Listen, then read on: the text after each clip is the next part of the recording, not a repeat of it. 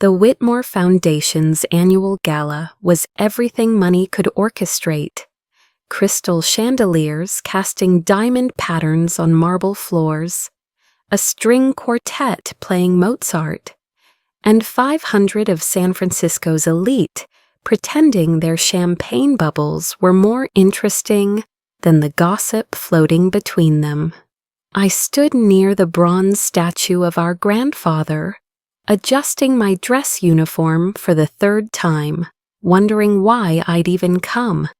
"Sarah, there you are," my brother Marcus's voice boomed across the ballroom, and I watched him navigate through his guests like a yacht through calm waters, smooth, entitled, inevitable. His tuxedo probably cost more than my monthly military salary, and he wore it like armor against the ordinary world. "Marcus," I nodded, noting how his smile never quite reached his eyes when he looked at me. It never had, not since we were children, and he realized I existed outside his spotlight. "Everyone!" He clinked his champagne flute with a gold pen. Of course he did. "I want you all to meet my baby sister, Sarah. She just made lieutenant colonel." The way he said it, you'd think I'd won a participation trophy at summer camp. Isn't that adorable, playing soldier while the rest of us are changing the world? The laughter rippled through the crowd like a stone thrown into still water. I felt each chuckle like a small cut, death by 1,000 dismissals. A woman in Versace actually patted my shoulder like I was a child who'd learned to tie her shoes. "Tell them about your little medals, Sarah," Marcus continued, his voice dripping with false affection. "She collects them like stamps." My hand instinctively moved to my chest where my purple heart rested, the one I'd earned pulling Martinez, Johnson, and Williams from that burning Humvee outside Kandahar. The skin grafts on my back still ached when it rained. But Marcus didn't know about that. He'd never asked what the medals meant, just like he'd never asked why I'd enlisted in the first place. Actually, I started, but he was already turning away, launching into his favorite story about acquiring his first company at 25. I found myself drifting to the edge of conversations, catching fragments like, "Marcus is brilliant," and I turned water into gold with Aqualife and Humanitarian of the Year. Each praise was another weight on my chest. They didn't know. None of them knew. The moment that changed everything came during his toast. Marcus raised his glass, the Waterford crystal catching the light like a prism. "To success," he declared, then looked directly at me. "And to family, even the ones who choose simpler paths." Simpler paths. I thought about my last deployment, coordinating humanitarian missions in Syria, managing supply chains that kept thousands alive, making decisions that meant the difference between water and death for entire villages. Simple. "You know," Marcus continued, addressing the crowd, but keeping his eyes on me. "Sarah here could have joined the family business, could have been somebody. Instead, she chose to play dress-up in the desert. But hey, we all need our hobbies, right?" That's when I saw her, Mrs. Chen, my grandmother's old colleague from MIT, standing near the back. Her eyes met mine, and in them I saw recognition, not of me, but of something else. She was staring at the Aqualife logo, projected behind Marcus, her face cycling through confusion, recognition, and then anger. "Some of us build empires," Marcus raised his glass higher. "Others follow orders, but that's what makes America great. Everyone finds their level." The champagne in my hand felt like acid. Around me, his guests nodded and smiled, seeing nothing wrong with a billionaire mocking his sister's military service at his own charity gala. From the knowledge that some messages didn't deserve responses, that some people confused silence with surrender. My phone rang. Senator Williams. Sarah, I just got word from Chen. Did you really just donate $50 million to the... It was never my money, Senator. It was stolen from communities that needed water. It's going home. A long pause. You know, most people would have taken it, called it justice. Justice was making sure the truth came out. This is just cleaning up. After we hung up, I sat in the darkness, listening to rain on the windows. Somewhere out there, Marcus was probably in another boardroom, spinning another story, trying to build another empire. Let him. I had work to do. On my desk sat 3 things: a photo of Grandma Eleanor standing next to her first prototype in 1988, her face glowing with purpose.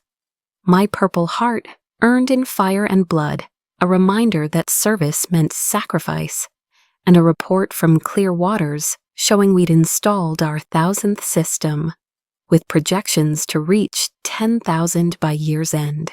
Marcus thought victory meant taking everything from your enemy. He never understood what Grandma knew, what the Army taught me, what every forgotten person learns. True victory is building something so beautiful from your pain that their ugliness becomes irrelevant. The Whitmore Foundation was dissolving. Good. The Eleanor Whitmore Foundation was already incorporated, funded by small donations from veterans who remembered what it meant to serve something greater than profit. Some medals you wear on your chest, others you carry in your soul, but the greatest honors are the ones written in water, flowing clean and clear for generations, who will never know your name, never know your struggle, but will live because you refused to let theft disguise itself as innovation. Tomorrow I would fly back to Syria, not as Lieutenant Colonel Whitmore, the forgotten sister, but as Sarah Whitmore, guardian of waters. There were villages waiting, children dying, communities praying for the miracle of clean water. I had work to do, real work. The kind that didn't make headlines or earn billions, but that let you sleep sound knowing that somewhere a child was drinking clean water from a system that bore their true inventor's name. The most profound victories echo not in conference halls or boardrooms, but in the quiet corners where forgotten dreams finally find their voice, where patience becomes power, where truth, given time, transforms from whisper to roar to the steady, life-giving flow of justice restored. A message from refined revenge.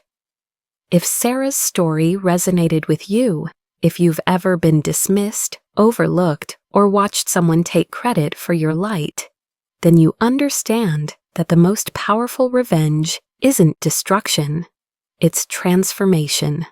This channel exists for the forgotten ones, those who chose dignity over drama, who built empires from ashes while their oppressors built houses of cards. Every week we share real stories of elegant justice, where truth becomes the ultimate weapon and success becomes the sweetest revenge. Join our community of refined warriors. Subscribe to never miss a story of quiet triumph. Ring the bell for weekly doses of sophisticated justice. Share your own story in the comments. Was there a moment when patience became your power? Coming next week. My ex-husband's trophy wife mocked my charity work until she discovered who really owned the foundation. Remember, living well isn't the best revenge. Living authentically while letting truth do its work. That's the revenge that echoes through generations. What stolen credit will you reclaim today? What shadow will you step out of? What truth have you been patiently waiting to reveal? Welcome to Refined Revenge, where justice wears Prada and karma keeps receipts. P.S. Every view helps us share these stories with someone who needs to hear them. Someone sitting in their own shadow, wondering if patience has a purpose. You might just be the reason they find their light. But I noticed something else. Senator Williams, a veteran himself, wasn't smiling. Neither was General Morrison, retired but still sharp-eyed. They were watching me, not Marcus. To the Whitmore legacy, Marcus concluded. To the Whitmore legacy, the crowd echoed. I set down my untouched champagne and made my decision. For 10 years, I'd accepted his dismissals, his subtle cruelties, his way of making my service sound like a failure rather than a choice. But standing there, surrounded by people who saw only his success and not his theft, I realized something crucial. My brother had built his billions on a foundation of lies, and I was the only one who knew the truth. The real question was, what was I going to do about it? As champagne flutes clinked around me like warning bells, I touched the USB drive in my pocket, the one containing documents I'd discovered just 3 weeks ago. Documents that would change everything.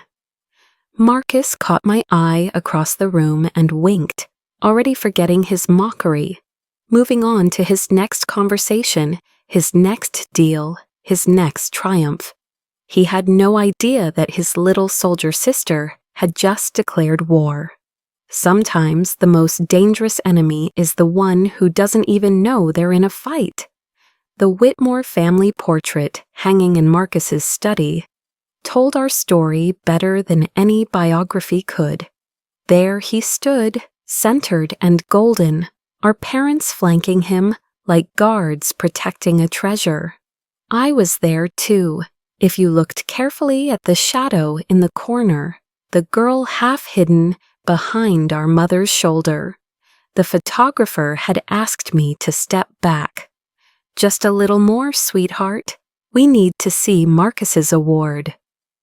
That photo was taken the day he graduated from Harvard. I'd just been accepted to West Point, but nobody mentioned that at dinner. Growing up as Marcus Whitmore's sister meant learning to exist in negative space. While he attended polo matches and regatta races, I studied by candlelight at Grandma Eleanor's house during rolling blackouts. She'd taken me in when I was 12, not officially, of course. That would have looked bad for the family. Officially, I was spending time with Grandma to help out. Unofficially, our parents had decided that one golden child was enough for their socialite schedule. You have steel in your spine, Sarah, Grandma would say, watching me do homework at her kitchen table. Just like I did, just like your grandfather before he died. Marcus has his father's charm, but you have something better. What's that? I'd ask. Hunger, the kind that builds rather than takes. I didn't understand then, not when I was collecting aluminum cans to pay for Sati prep, while Marcus complained about having to choose between Yale and Harvard. Not when I wore Goodwill dresses to school, while he posted Instagram photos from Milan Fashion Week. Not even when I stood in the rain at Dad's funeral, listening to Marcus deliver a 40-minute eulogy about their business ventures, their shared vision, their legacy, while I held a crumpled paper with 6 lines about how Dad taught me to fish. The moment that defined our relationship came at that funeral. When I finally stepped up to speak, Marcus's wife, Victoria, whispered loud enough for the front 3 rows to hear. Who invited her? The microphone felt like ice in my hands. I looked out at the crowd, Marcus's crowd, and saw their confusion. Who was this girl in the ill-fitting black dress? Why was she prolonging their discomfort? My father taught me to fish when I was 7, I began, my voice barely a whisper. He said the most important thing wasn't catching anything. It was patience, learning to be still, to wait, to watch the water and understand its patterns. Marcus coughed loudly. Several people checked their phones. I've been patient, I continued, looking directly at my brother. I've been still, and I've been watching. I stepped down without finishing. That night, I drove to the Army Recruitment Center. Not for glory or revenge, those were Marcus's currencies. I enlisted because the Army promised something my family never could. To judge me by my actions, not my bloodline. To see me not as Marcus Whitmore's forgotten sister, but as Sarah Whitmore, soldier. 10 years passed, 3 deployments. Afghanistan, where I learned logistics could mean life or death. Iraq, where I coordinated water supply chains for refugee camps. At Syria, where I earned my Purple Heart and lost 3 inches of skin on my back saving my squad. Each medal, each commendation, each rank. They weren't just achievements. They were proof that I existed, that I mattered, that I could build something from nothing. But here's the cruel irony of seeking validation from those who've already decided you're invisible. No amount of achievement makes you appear. When I made captain, Marcus sent a card. Cute, it said. When I received the Bronze Star, he texted, "Playing Army still?" When I was selected for the lieutenant colonel, one of the youngest in my division, he posted on Facebook, "My sister's still in her costume phase. When do we stage an intervention?" His friends laughed. They always laughed. What they didn't see were the soldiers who trusted me with their lives. The villages that had clean water because of systems I'd implemented. The hundreds of letters from grateful families whose loved ones came home because of decisions I'd made under fire. To Marcus and his circle, I was playing dress up. To the people who mattered, I was the difference between life and death. The universe has a dark sense of humor. While I was learning to lead in combat zones, Marcus was building his empire on something that wasn't his to take. I didn't know it then, but every dismissive comment, every public humiliation, every moment he made me feel small, they were all diversions from his own theft. A magician's greatest trick is misdirection. While everyone watched him mock the soldier sister, nobody noticed he'd built his fortune on stolen blueprints. Blueprints that belonged to the one person who'd seen my worth when no one else would. I learned to find strength in shadows. They taught me to see in the dark. And in that darkness, I found the evidence that would bring everything into the light. The notification came at 3:47 a.m., piercing through the darkness of my quarters at Forward Operating Base Sentinel in northeastern Syria. I'd been awake anyway. You learn to live with insomnia when mortars become your lullabies. The subject line made my blood run cold. Estate of Eleanor Whitmore, urgent. My hands trembled as I opened the email. Not from fear. I'd been under fire enough times to know real fear. This was something different. This was grief arriving 3 weeks late. "Dear Lieutenant Colonel Whitmore," it began, "we regret to inform you that your grandmother, Eleanor Whitmore, passed away on March 15th. March 15th. I'd been coordinating a humanitarian convoy that day, arguing with State Department liaisons about water purification equipment. While I was fighting to keep Syrian refugees alive, the one person who'd kept me alive all those years had died alone. The lawyer's email continued with procedural language about estates and bequests, but one line stopped me cold. Per Mrs. Whitmore's specific instructions, the contents of safety deposit box 447 at First National are to be released only to you, with the attached letter. I opened the attachment, and Grandma's handwriting filled my screen, shaky but determined, like her in those final years.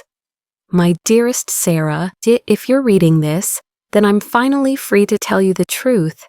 I've carried this burden for so long, watching Marcus parade my life's work as his own. But I was too tired to fight. You're not too tired. You've never been too tired. You have the steel. The safety deposit box contains everything: patents, prototypes, correspondence. Proof that Aqualife Industries, Marcus's billion-dollar innovation, began in my garage in 1987. I developed that water purification system for the Peace Corps to help villages in Guatemala where children were dying from contaminated wells. It was never meant to make anyone rich. It was meant to save lives. Marcus visited me during my first year of dementia. I thought he'd come to help. Instead, he came with lawyers and papers I couldn't understand anymore. Just sign here, Grandma. It's for your care. But it wasn't. It was theft, dressed up in legal language. He took my patents, my designs, my connections, everything. Then he rebranded them, claimed he'd developed revolutionary technology, and built his empire on my confusion. By the time I remembered, by the time the fog cleared, it was too late. Who would believe a woman with dementia over Marcus Whitmore, the humanitarian billionaire? But I saved copies, Sarah, hidden where he'd never think to look, in a safety deposit box under my maiden name. Because unlike Marcus, I knew that truth has patience. It waits for the right person at the right time. You are that person. This is that time. Don't destroy him, my darling. That's not our way. But don't let him erase me either. I spent my life creating something to help the forgotten. Don't let me become one of them. All my love, Grandma Eleanor P.S. Remember what I taught you about fishing. The biggest catches come to those who wait for the perfect moment to set the hook. I read the letter 17 times, each word carving deeper into my chest. The pieces fell into place, like ordnance in a magazine, precise, devastating, ready. Marcus's sudden pivot to water technology in 2008, his mysterious seed funding, the way he'd insisted on handling all of Grandma's care during her illness. My laptop screen blurred, not from tears, those would come later, from rage, pure crystallized rage at the magnitude of his betrayal. He hadn't just stolen money or ideas, he'd stolen her legacy, her purpose, her chance to be remembered for who she really was. I pulled up Aqualife's website. There was Marcus, arms crossed, standing in front of water purification systems in Africa. Innovative Humanitarian of the Year. The systems in those photos, I recognized them, not because I'd seen them in his factories, but because I'd seen the original sketches on Grandma's kitchen table when I was 15. These could save thousands, she'd said, showing me how the multi-stage filtration worked. Maybe millions. Water is life, Sarah. Clean water is dignity. Now Marcus sold that dignity for $50,000 per unit to NGOs who could barely afford it. Grandma had designed them to cost less than $500 to manufacture. My phone buzzed. A text from Marcus. Saw you're up for another commendation. Still playing hero? When are you going to grow up and do something real with your life? Something real. I closed my laptop and made a decision that would change everything. I wouldn't rage. I wouldn't explode. I wouldn't give him the satisfaction of seeing me break. Instead, I would become what Grandma taught me to be, patient water wearing downstone. I would gather every document, every proof, every piece of evidence. I would build something beautiful from her legacy while he built his lies higher. And when the moment was perfect, when he stood at the pinnacle of his stolen success, I would simply tell the truth. The truth wouldn't need violence or vengeance. The truth would be enough. Truth is patient. It waits for the perfect moment to bloom. And when it does, it changes the landscape forever. 6 months after discovering Grandma's letter, I found myself in a conference room in Denver, surrounded by people Marcus would never recognize as powerful. No designer suits here, just rolled-up sleeves and coffee-stained notebooks. These were the people who actually changed the world, veterans who'd become engineers, NGO workers who'd seen real thirst, scientists who cared more about impact than IPOs. "The design is brilliant," said Dr. Chen, Grandma's old MIT colleague, examining the original blueprints I'd retrieved from the safety deposit box. Eleanor was always ahead of her time, but this... She pointed to Marcus's modifications on Aqualife's patents. "This is just expensive complications added to justify the price." I'd tracked down 7 of Grandma's original Peace Corps teammates. Each one remembered her differently. The young woman who'd spent sleepless nights perfecting filtration membranes, who'd tested prototypes on herself first, who'd cried when the first Guatemalan village reported 0 waterborne illness after installation. "She gave us the designs freely," recalled Dr. Patel from Mumbai. "Said humanity shouldn't have to pay premium prices for dignity. We installed hundreds across India using her open source plans.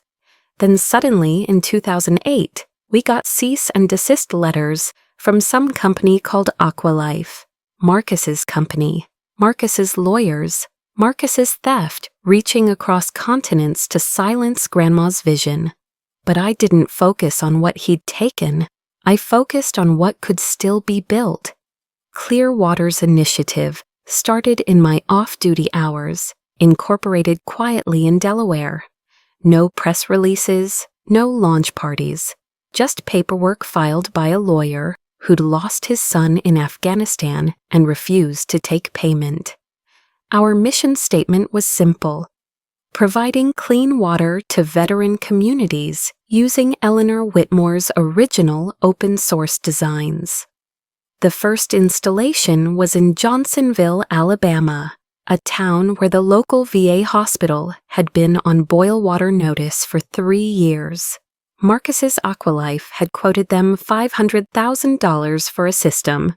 We installed Grandma's original design for $3,000, including labor. "This is incredible," the hospital administrator said, watching clean water flow from taps that had run brown for years. "How is this possible?" "The technology was always possible," I replied. "Someone just decided it should be profitable instead of accessible." Word spread through the veteran network faster than any marketing campaign could achieve. Fort Bragg, Camp Pendleton, Walter Reed.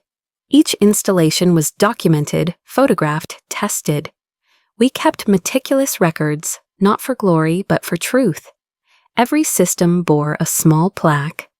Eleanor Whitmore Design, 1987, Water is Life.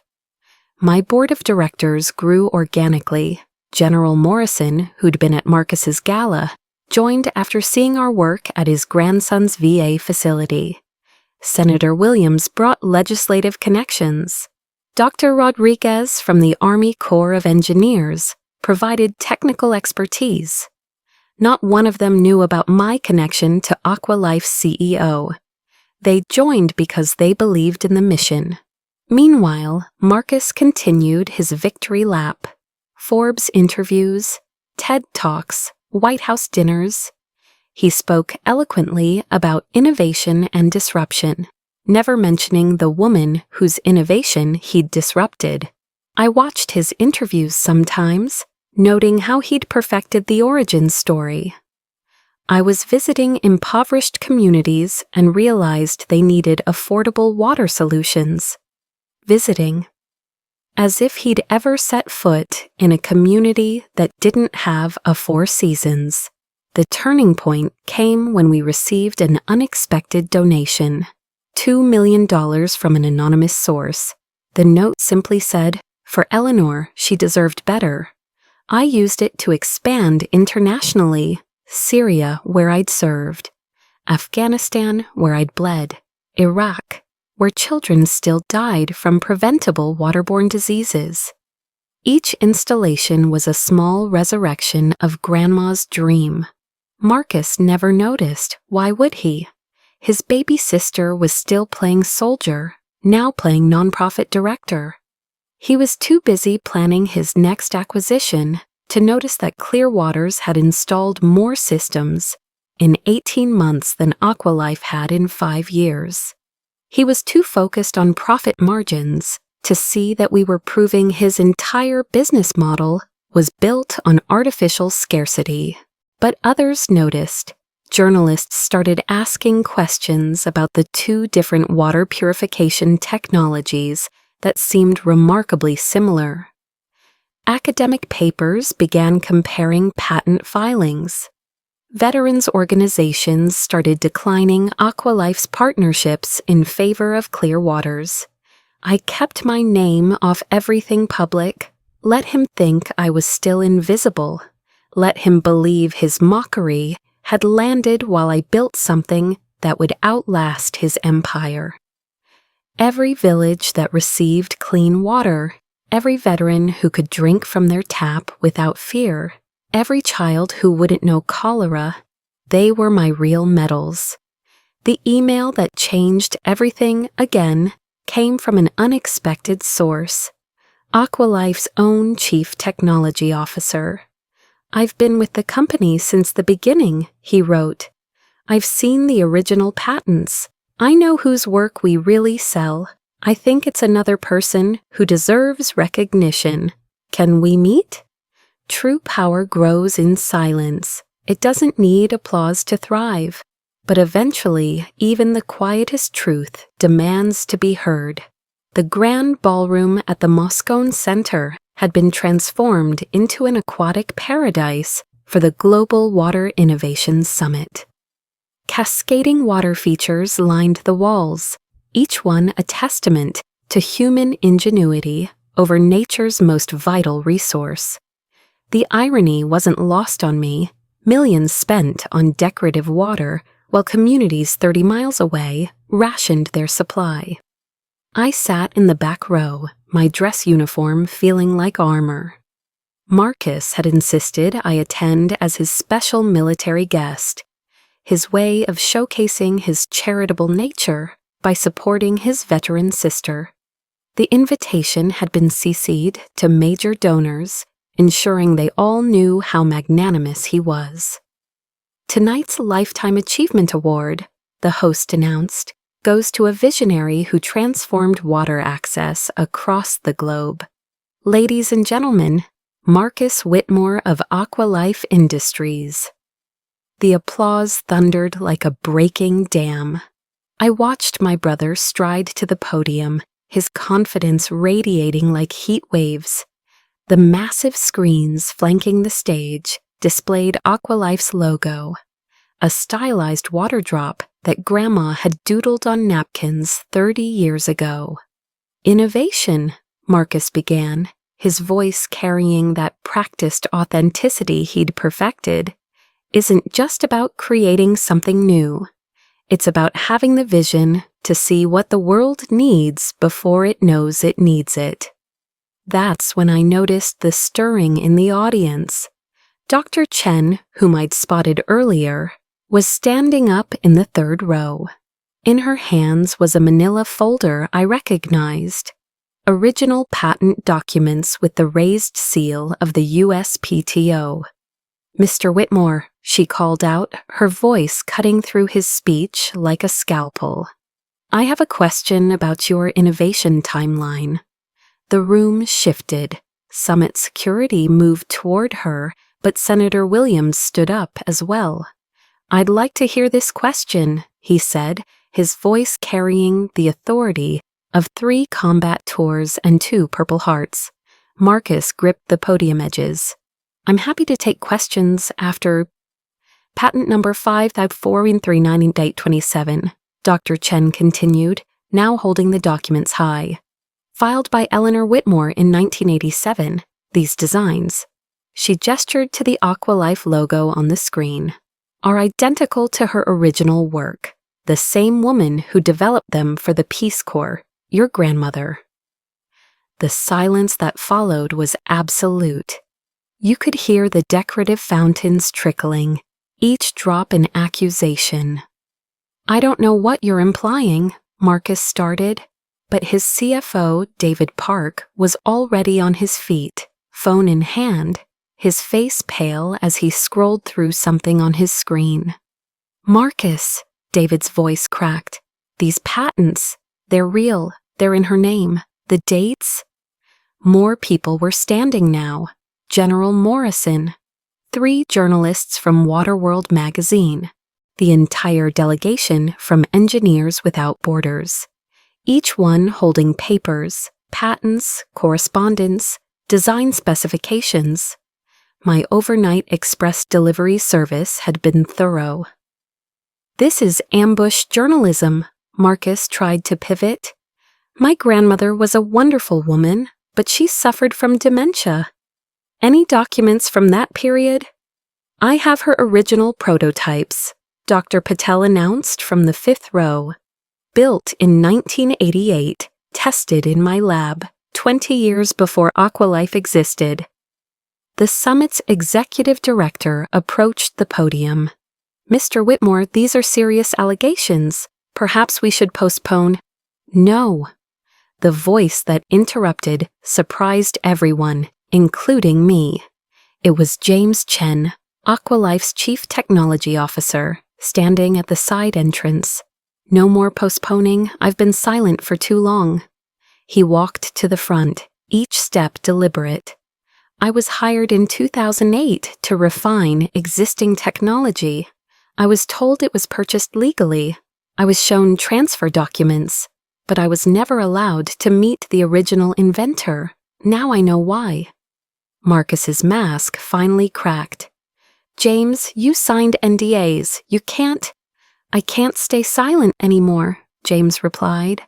"Not when communities pay $50,000 for technology that should cost $500. Not when the real inventor died thinking she was forgotten." The screens behind Marcus changed. Someone in tech had switched the display from Aqualife's logo to side-by-side comparisons. Eleanor Whitmore's original designs next to Aqualife's innovations. They were identical, down to the membrane specifications. "These are clearly derivative works," Marcus attempted one last deflection. "Natural evolution of concepts, then explain this." A new voice, Rebecca Martinez from the investigative journalism team at ProPublica. Transfer documents dated March 2008, signed by Eleanor Whitmore, except she held up another paper. Medical records show she was diagnosed with severe dementia in January 2008. How does someone with advanced cognitive decline suddenly decide to gift revolutionary patents to her grandson's new company? The dam broke. Questions erupted from every corner. Investors demanding explanations, partners questioning contracts. The summit photographer captured it all. Marcus Whitmore, Humanitarian of the Year, standing alone at a podium while his empire collapsed in real time. I never said a word. I didn't have to. The truth, given space to breathe, spoke louder than any accusation I could make. As security finally moved to clear the stage, Marcus's eyes found mine across the chaos. In them, I saw recognition, not of what I'd done, but of what he'd never seen coming. His little soldier sister hadn't fired a single shot. She'd simply removed the camouflage from his carefully constructed battlefield. The last thing I heard before stepping out into the San Francisco night was James Chen's voice over the microphone. Eleanor Whitmore's dream was water for all. It's time we honored that dream. Sometimes the greatest revenge is simply opening the curtains and letting in the light. The shadows take care of themselves. The chaos inside the Moscone Center had spilled into the lobby like water through a broken dam. Journalists clustered in corners, phones pressed to ears, frantically dictating headlines that would dominate tomorrow's news cycle. Aqualife CEO accused of patent theft. Billion-dollar water empire built on grandmother's stolen innovation. The Whitmore scandal, a family betrayal. I walked through it all like a ghost, my dress shoes clicking against marble with military precision. Each step carried me further from the wreckage, closer to the exit, closer to peace. Lieutenant Colonel Whitmore. A reporter from CNN thrust a microphone at my face. Did you know about your brother's theft? How long have you been planning this? I paused, considering my words carefully. The cameras were rolling. This moment would be replayed, analyzed, dissected. I thought of Grandma Eleanor, who never raised her voice even when the world demanded she scream. I've been serving in Syria for the past 8 months, I said quietly. I came tonight to support my brother. I'm as surprised as anyone by these revelations. But the documents, someone coordinated this exposure. Was it you? I looked directly into the camera, letting them see the uniform, the medals, the soldier who'd learned that the most powerful victories were often silent ones. The truth doesn't need coordination, it finds its own way. As I turned to leave, Victoria Whitmore materialized from the crowd, her designer gown now wrinkled with panic, her perfect makeup smeared by tears of rage. She grabbed my arm, her manicured nails digging through my sleeve. "You did this," she hissed, loud enough for nearby reporters to hear. "You couldn't stand his success. You've always been jealous, always been nothing but a—" I gently removed her hand, my voice carrying the calm I'd learned in combat zones, where panic meant death. "Victoria, I understand you're upset. This must be shocking for you." Then, loud enough for the cameras, but soft enough to maintain dignity. "I've been deployed overseas. I just came to support family. Whatever's happening here, it's not my doing." I leaned closer, my words now just for her. The truth did this. I just stopped standing in its way. Her face crumbled. Behind her, through the glass doors, I could see Marcus surrounded by lawyers, his phone pressed to his ear, his free hand gesturing wildly. The king of water, drowning in his own deception. "He'll destroy you for this," Victoria whispered. "He has resources you can't imagine." "He's had those resources my whole life," I replied. "I'm still here." General Morrison appeared at my elbow, his presence a wall between me and the circling media. "Lieutenant Colonel, I think it's time to go. My car is outside." As we walked toward the exit, more voices called out. Board members who'd been at countless galas, who'd smiled at Marcus's jokes about his soldier sister, now looked at me with new eyes, some with respect, some with fear, all with the recognition that the invisible woman had been the most dangerous person in the room. At the door, James Chen caught up with us. "Sarah, Lieutenant Colonel Whitmore, I need you to know I didn't know. When I found out, I tried to rationalize it, but tonight, seeing those patents, hearing the truth. "You spoke up when it mattered," I said. "That takes courage." "What happens now?" he asked. "To the company? To the communities relying on our systems?" I thought of the villages in Syria, Afghanistan, Iraq, the veterans' hospitals, the forgotten places where water meant life. Clearwater's initiative has been installing Eleanor Whitmore's original designs for 2 years. We'll keep doing it. The technology was meant to be free. It will be. His eyes widened. "Clearwater's? That's you?" "That's my grandmother. I just helped her finish what she started." Outside, San Francisco's fog had rolled in, softening the city lights into watercolors. General Morrison's driver held the door open, but I paused on the sidewalk, looking back at the Moscone Center one last time. Through the windows, I could see the aftermath continuing, an empire collapsing in real time, built on stolen foundations that couldn't bear the weight of truth. Marcus was still inside, still fighting, still trying to salvage what was already lost. I thought of all the times he'd mocked my service, called it playing dress-up, suggested I was wasting my life in uniform. He'd never understood that the military taught me something his Ivy League education couldn't. How to wage war without firing a shot, how to win by refusing to fight on the enemy's terms. "Ready, Colonel?" General Morrison asked. I took one last breath of fog-cooled air, tasting salt and possibility. Somewhere in this city, Grandma Eleanor had spent her final years believing her life's work had been forgotten. Tonight, her name was on every reporter's lips, every investor's mind, every partner's emergency meeting agenda. "Yes, sir," I said, sliding into the car, mission accomplished. As we pulled away, my phone buzzed with a text from Marcus. "We need to talk. This isn't over." I deleted it without responding. Warriors learn early.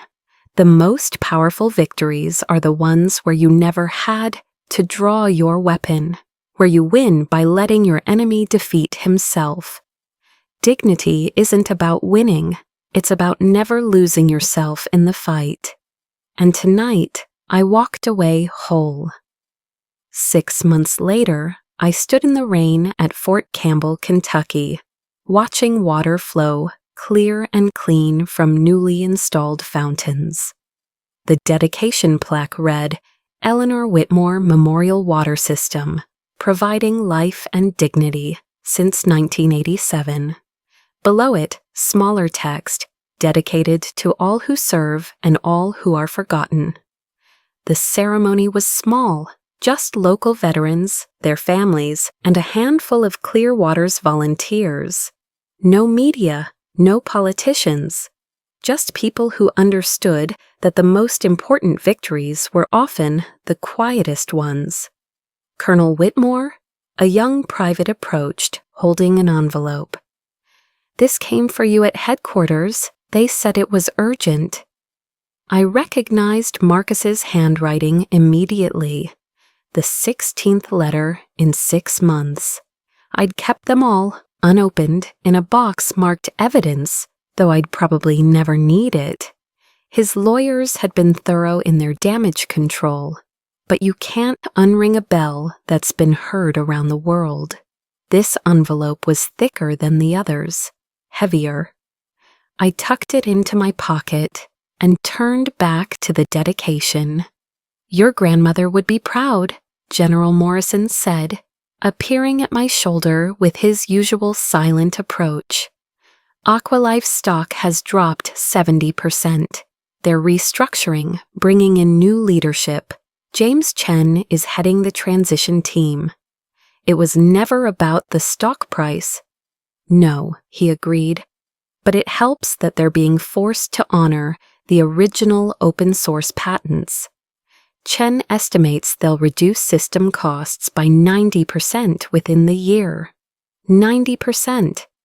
Hundreds of communities that couldn't afford clean water would now have access.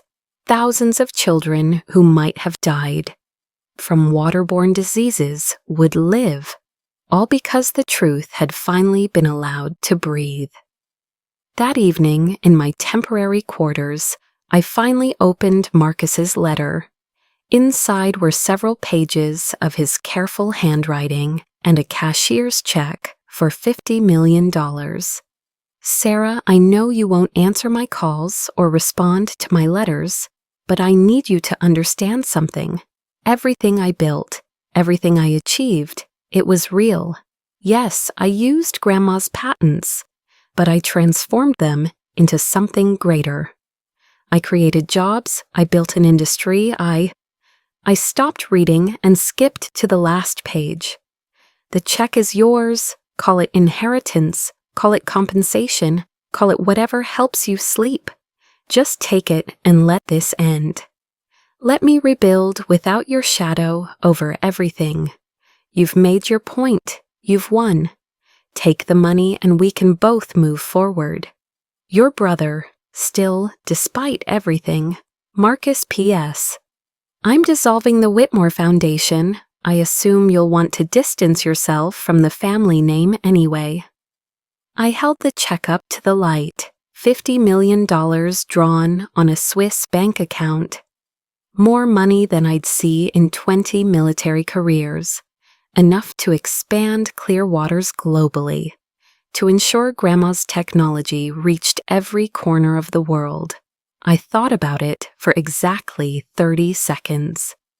Then I took a photo of the check, attached it to an email to James Chen with a simple message. Found this in my mail. I believe it belongs to Aqualife's Victim Compensation Fund. Please ensure it reaches the communities that overpaid for what should have been free. The letter found its way to my fireplace, joining its unread brothers in ash, not from anger that had burned away months ago, from peace